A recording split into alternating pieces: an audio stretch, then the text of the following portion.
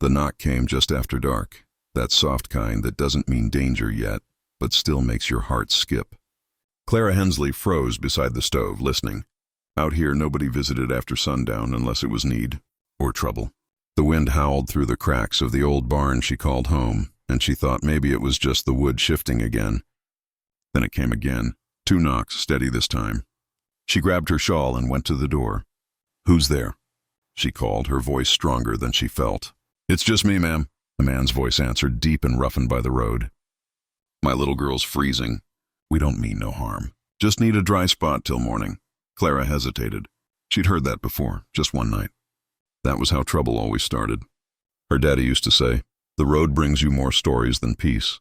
And yet, that cough she heard behind the man's voice didn't sound like a lie. When she opened the door, lantern light fell across a girl no older than 8, wrapped in a blanket too thin for the season. The man beside her looked like the kind who'd seen more graves than sleep. Dust on his coat, a cut on his cheek, a kind of silence around him that wasn't just about being tired. "Barn's not much," Clara said, stepping aside. "But it's dry," the man nodded. "That'll do." As they stepped in, she felt that strange tug again, the one between fear and pity. She told herself it was just for the child. Always easier to help when there's a child involved. The man laid his coat down for the girl, then took off his hat. He didn't speak much, just thanked her with a quiet look that carried some weight, like he was used to not being trusted.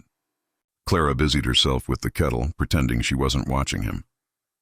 He was too calm for a desperate man, too clean beneath the dust. Hands rough, but not like a drifter's. More like someone who'd held reins and led people once. She tried to guess his story the way she always did with strangers. "You from around here?" she asked finally. He shook his head. "Just passing through." "Funny," she said softly. "Seems everyone who says that ends up staying longer than they meant to." He smiled, not with his mouth, but somewhere behind his tired eyes. "Guess we'll see." The girl stirred awake, whispering, "Papa." "It's warm here." That word, Papa, hit Clara somewhere she hadn't let herself feel in years. Her own father had been gone a long while now, and no one called her anything gentle since. She looked away fast, muttering, "I'll fetch more wood." When she stepped outside, the cold bit through her shawl. Snow had begun to fall, small white flakes vanishing against the dark. She thought about what the neighbors would say if they saw her, a poor woman alone, letting a strange man sleep under her roof. They'd call her foolish again, maybe worse. But as she looked back through the doorway, saw the child's small hand resting on her father's sleeve, she decided she didn't care. Inside, the man had stood to tend the fire himself, careful not to take too much space, like he knew what it was to overstay welcome. "You didn't have to," Clara said quietly. He glanced up. "You already did more than most would." Something in his tone made her chest tighten. Not the words, but how softly he said them. Like a man used to being turned away. They didn't talk much after that. The fire filled the silence, crackling between them. The little girl fell asleep again, her head against a rolled-up coat. Clara sat on the other side of the fire, eyes fixed on the flames but mind wandering. Who was he really? His manners weren't of a ranch hand. His horse outside had fine tack, worn but expensive. A man with means pretending to have none, that made no sense. Still, she said nothing. Just watched the glow flicker over his face, the kind of face that carried both guilt and kindness in equal measure. Maybe he'd lost something too. Maybe that's why he knocked on her door instead of anyone else's. When the fire burned low, she pulled her blanket tight and whispered almost to herself, "One night, that's all." He didn't answer. Maybe he didn't hear, or maybe he knew that wasn't true. By morning she'd find out. But for now, the storm outside grew heavier, and for the first time in months Clara felt something close to peace. The kind that makes you forget the world's been cruel to you. And though she didn't know it yet, the man sleeping a few feet away would change everything she thought she'd lost. Not with promises, but with one simple truth she'd long forgotten. Sometimes, kindness is where miracles begin. The rooster hadn't crowed yet, but the light had changed. That pale gray blue that meant dawn was close. Clara stirred beneath her blanket, feeling the chill slip back in as the fire's last embers sighed their way to ash. For a second, she forgot there were others in the barn. Then she heard the quiet rustle, A small cough, a man's low voice murmuring to calm a child. She turned over, catching sight of them across the fire pit. The man, Elias, she remembered he'd said before they dozed off, was kneeling beside his little girl, tucking his coat around her shoulders. He looked gentler in the morning light, the rough edges softened. Clara sat up, her joints protesting another night on the cold ground. "There's coffee left?" she said, voice still half asleep. He smiled faintly. "You must have stayed up half the night to keep that fire going." She shrugged. "Old habit. I don't sleep much these days." She didn't explain why, but the look in his eyes said he understood. That kind of understanding you only get from having your own sleepless nights. As the kettle began to steam again, Clara moved about the barn quietly, spreading fresh hay, feeding the horse with the last of her oats. The small girl stirred, sat up, and rubbed her eyes. "Papa, can we stay a little longer?" she asked, her voice a whisper that went straight through Clara's chest. He reached for the girl's hand. "We can't stay where we don't belong, sweetheart." Those words sat heavy between them. Clara almost said something, then stopped.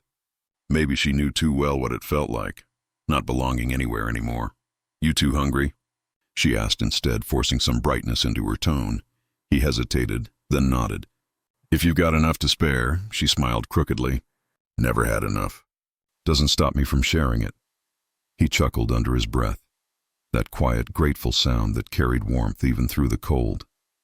Together they ate in silence, just bread and boiled coffee, but somehow it felt like more. When the first rays of sunlight spilled through the cracks in the boards, Elias stood and walked toward the barn doors. "I'll fetch the horse ready," he said. Clara followed him out. The world beyond was white with frost, the kind that sparkles before the sun melts it away. She rubbed her arms against the cold, watching him check the reins, tighten the straps, movements practiced, precise. Too precise for a wandering hand. "You handle that horse like you've done it your whole life," she said. "I have," he replied without looking up.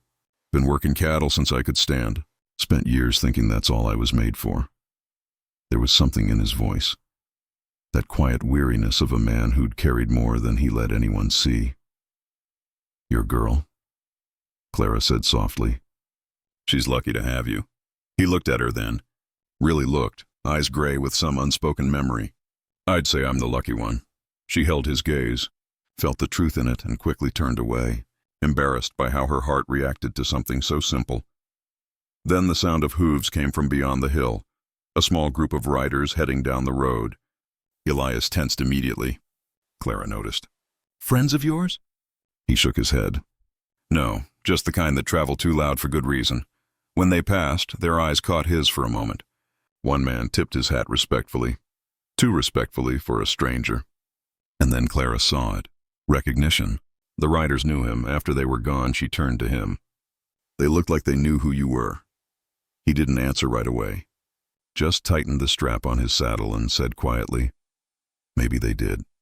And before she could ask more, he reached into his coat, pulled out a folded paper, and placed it on the hay bale near her. "You'll want to keep that," he said. "What is it?" she asked. He smiled. That same quiet, almost sorrowful smile. "Just a promise, for what you gave us." When she unfolded it, her breath caught. It wasn't a letter. It was a land deed, the old Hensley property title, the one her family lost when the drought hit. She looked up, stunned. But Elias was already leading his daughter toward the road, the frost crunching beneath their boots. "Wait," she called. "Who are you?" He turned back once, sunlight catching the edge of his hat brim. Someone who remembers kindness when he sees it. And then they were gone. Clara stood there long after, the paper trembling in her hand, the wind tugging at her hair. She looked around the old barn, her home of sorrow and survival. And for the first time, it didn't look broken anymore. Something had changed. Not just the morning, not just her luck. Something deeper, something she couldn't name yet, but would carry in her chest long after the frost melted away. Clara had stopped waiting after the first week. People like him, men with purpose and horses that knew their way through miles of dust, didn't circle back. They left quiet and clean, like the wind after a storm. But still, every dawn, she found herself looking toward the ridge while she worked. Maybe it was habit, maybe hope. It didn't matter which. Both made fools of people in this land. The winter had broken early, and the air carried the faint smell of wet soil.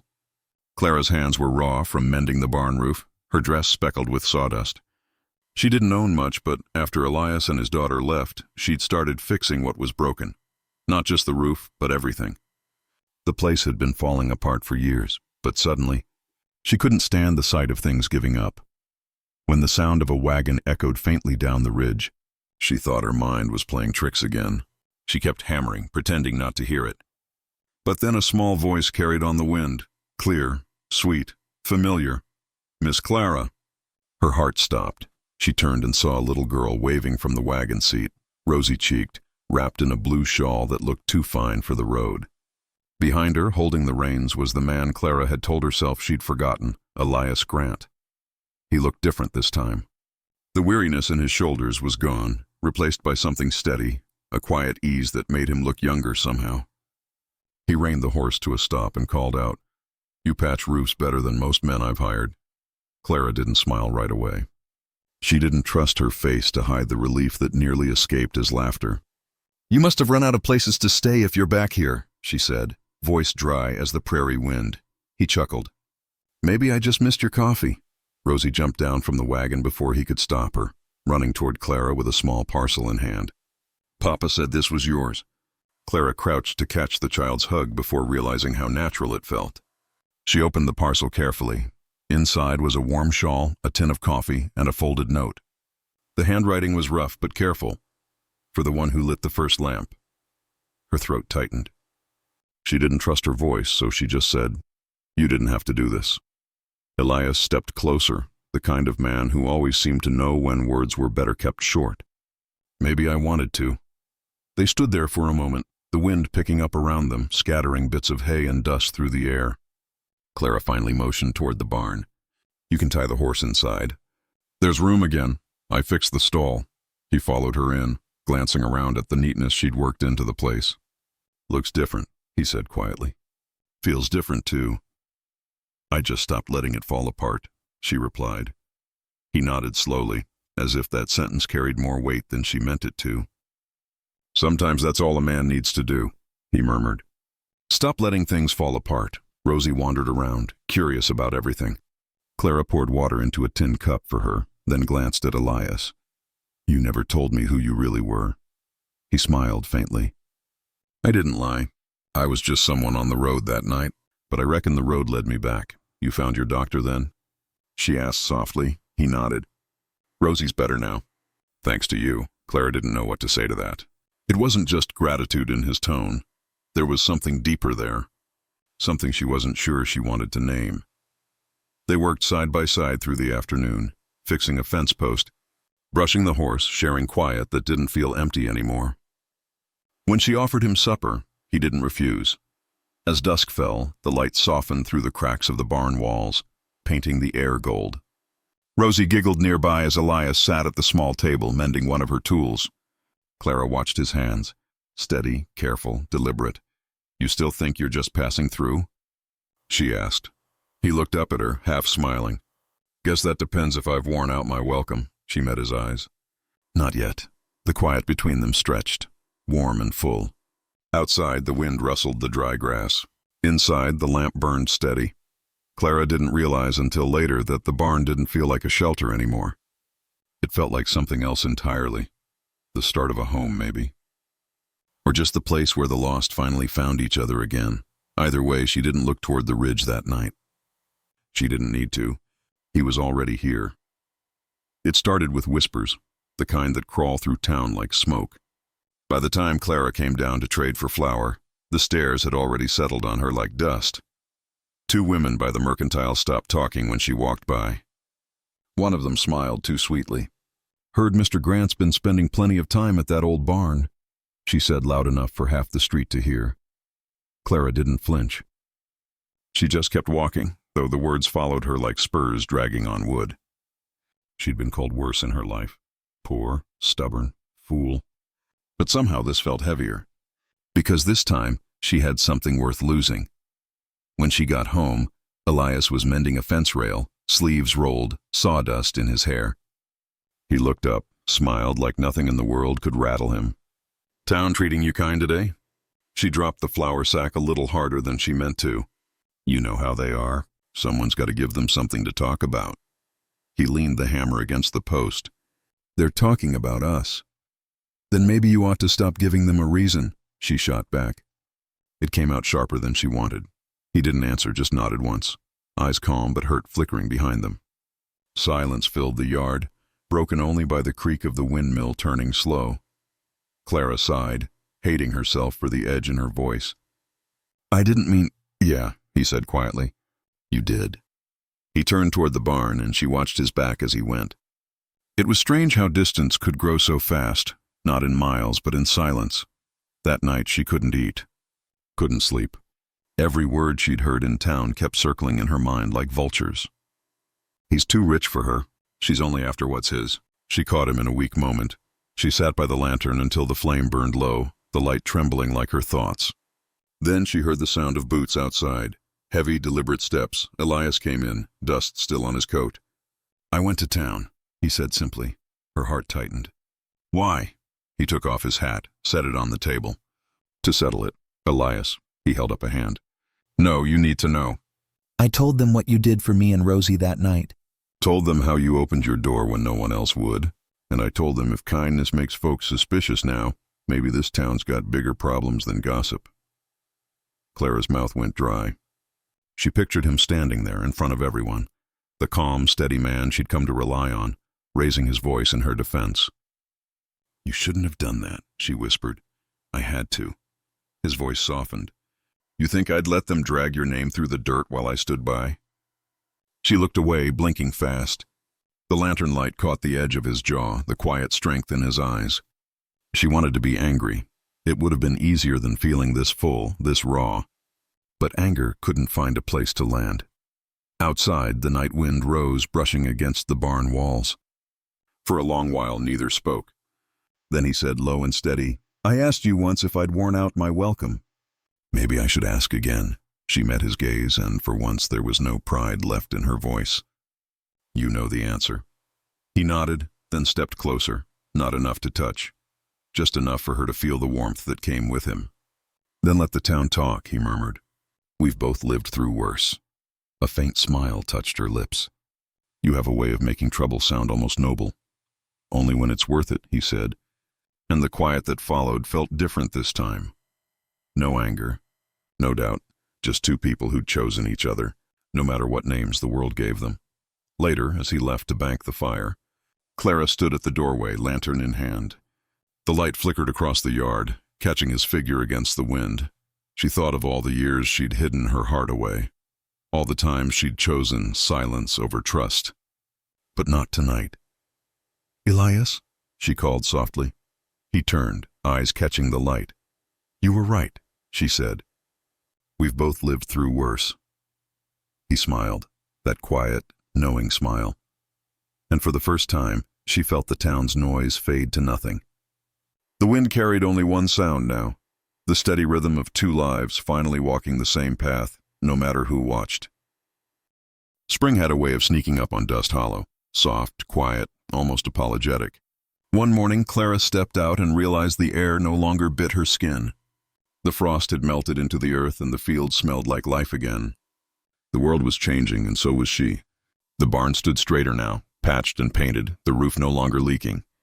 A proper fence ran along the pasture, and smoke curled from the chimney of the new cabin Elias had built, plank by plank without a word of complaint. Clara carried a basket of eggs toward the porch, the sun brushing her face. She still couldn't quite believe this peace was real. After years of scraping by, she found herself living days that didn't feel borrowed. Elias was by the corral, hammer in hand, setting the last fence post. Rosie chased a chicken in circles, laughing so hard she nearly tripped over her own boots. Clara smiled to herself. It was the kind of sound she hadn't heard in this place for years. Laughter without fear in it. "Careful, sweetheart," Elias called out. "That hen's got more attitude than half the town." Clara laughed softly. "You'd know. You argued with both." He glanced at her, pretending to look offended. "Now hold on. I only argue with one of them regular." She raised an eyebrow.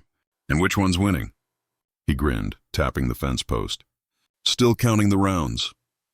Their banter hung in the air, easy and familiar, the kind that builds from shared labor and quiet forgiveness. But underneath it, Clara felt the same ache she'd carried since the talk in town, that whisper of unworthiness that had followed her all her life. When Elias came up the porch steps, wiping his hands, she turned toward him, the question slipping out before she could stop it. "You ever regret staying?" He froze for a moment, studying her face. "You still think this is charity?" She lowered her gaze. "I think it's more than I ever thought I'd have." He stepped closer, his voice soft but steady. "Clara, this isn't me giving. It's us building." Something about the way he said us made her chest tighten. All the years she'd spent being invisible, all the winters she'd survived alone, it all seemed to fall away in that one word. He reached into his vest pocket and pulled out a folded paper, worn at the edges but still clean. "You remember that deed I gave you?" She nodded slowly. "Well," he said, placing it in her hands again, "it's in both our names now." Clara blinked. "Elias, No," he interrupted gently. "You saved my girl that night when she was burning with fever. You fixed this place when I would have let it rot. You gave us a reason to stay. That's not debt. That's home." She looked down at the paper, her reflection flickering faintly in the ink. Home. It was a word she'd stopped believing in long ago. Rosie came running up then, clutching a wildflower. "Miss Clara, look what I found!" Clara knelt to take it, brushing a smudge of dirt from the girl's cheek. "It's beautiful, Rosie. You've got a good eye." Elias watched them, the woman who'd saved him from his own loneliness, and the child who'd given him reason to hope again. His throat tightened, but he didn't speak. Some feelings didn't need words to be understood. Later, as the sun dipped behind the hills, the three of them sat outside the cabin. The fields glowed gold and the first stars began to appear. Rosie fell asleep with her head on Clara's lap, and the world around them went perfectly still. Elias broke the silence, his voice almost a whisper. "You remember that night you said it was only for one night?" Clara smiled faintly, her eyes on the horizon. "I do." He looked toward her, his expression soft, grateful. "Seems it turned into something longer." She met his gaze, the firelight catching her features. "Some nights," she said quietly, "last a lifetime." The wind moved through the grass, carrying the smell of rain and earth. Inside the cabin, a single lantern glowed through the window. Steady, warm, unafraid. For the first time in years, there was nothing left to run from. Only a home worth staying for.